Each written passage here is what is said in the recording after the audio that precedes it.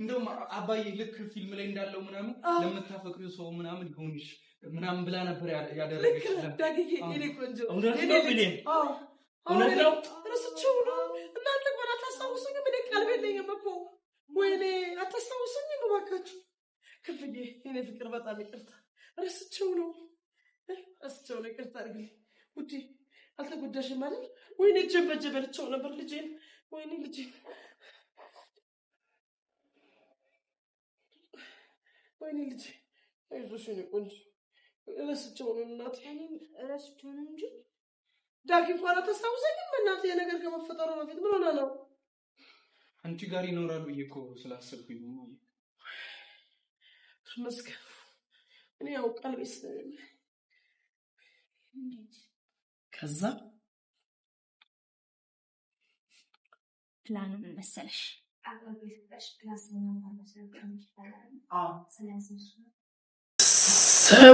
ሰዎች ዛሬ እንዴት አያችሁት? እስቲ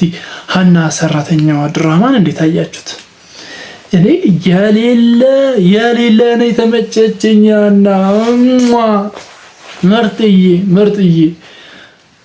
ምርጥዬ በጣም ነው የተመቸችኝ ከምር ዛሬ በቃ ቀብረር ፈታ ፍልስስ እያለች ነው ምናምን ስራዋን ስትሰራ የቆየችው ያለ መጨናነቅ ያለ መፍራት ተደላላ ምናምን ነው ስራዋን ስትሰራ የቆየችው እንግዲህ እንዳያችሁት ነው በጣም በሚገርም ሁኔታ አደይ ላለው ሀናን ያው ከቤቷ ያባረሯት ነበር ነገር ግን በስተመጨረሻ ሰዓት ላይ ክንፈ ጠርቷት ነበርና ከመውጣቴ በፊት የምናገረው ነገር አለ ስትል በቃ ገኒ ማለትም የብሌናና የዳጊና ራሷን ሳተች ያው ራሷን ስታ አይደለም የውሸት ራስን መሳት ነውና ፌንት በልታለች ከዛም በኋላ ያው ክንፈ ደነገጠ ምናምን ዋምጪ እና ምናምን ሲላት ነበር ምናምን አመጣችላት ያው ብሌን ደግሞ ነገሮችን ስለምታውቅ እሷ በጮት ምናምን በስድብ ምናምን አገዘቻት እናትየዋን ብቻ በዛ እንደምንም ብለው አምልጠዋል ከሀና አምልጠዋል ያው እንግዲህ ፌንት ከበላሽ ትንሽ ቆይሽ በኋላ አጥሚት አፍልታላት ነበር አጥሚቱን ስትሰጣት እንግዲህ ነካ ስታረጋት ነበርና ገኒ ጋር ብቻዋን ስታወራ ነበር ልጇን አስወጥታ ማለት ነው ገኒ ልጇን አስወጥታ ከሀና ጋር ስታወራ ነበርና በውስጧ በቃ አንቺን ዋጋሽን ነው ማስከፈልሽ ዋጋሽን እሰጥሻለሁ ይሄን ነገር አንዴ ብቻ ላስተካክል ከዛም በኋላ እንገናኛለን ስትላት ነበር ብቻ በጣም ብዙ ነገር እየቀመረችላት ነው አሁን ግን ለጊዜው በቃ ፒስ ነገር ሆናለች ለሷ የምታስብ አይነት ሰው የምትቆረቆርላት አይነት ሰው ሆናለች በደቂቃዎች ውስጥ ሚስጥር መያዝ ግን ሰው ላይ የሆነ ሚስጥር ማግኘት የደበቀውን ነገር ያንን ነገር ማግኘት ግን በጣም አሪፍ ነው ሰውየውን ለመቆጣጠር ማለት ነውና ሀናም ያደረገችው ያንን ነው ያው ሚስጥሯን ነው የያዘችባትና ገኒ ሚስጥሯ እንዳይወጣባት ያው በቃ አሁን ሀናና ስር እያለች ነው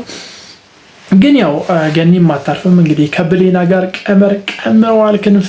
ስርቆትን ሌብነት እንደሚጠላ አውቀው እሱ ይገዛላትና ሀብል አውቀው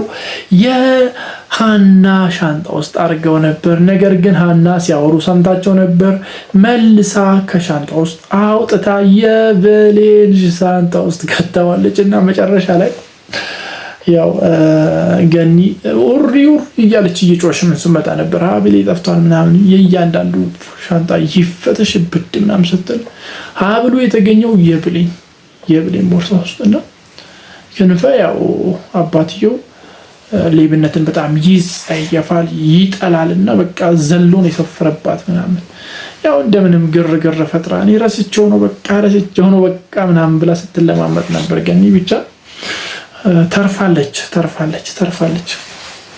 ተርፋለች። ለዛሬ ተርፋለች። ብቻ በቀጣይ እስቲ ምን አይነት ቀምር እንደሚቀምሩባት አብረን የምናይ ይሆናል። ለዚህ ቻናል አዲስ ከሆናችሁ ሰብስክራይብ በማድረግ የደወል ምልክቱን መጫን እንዳይዘነጋ። ባይ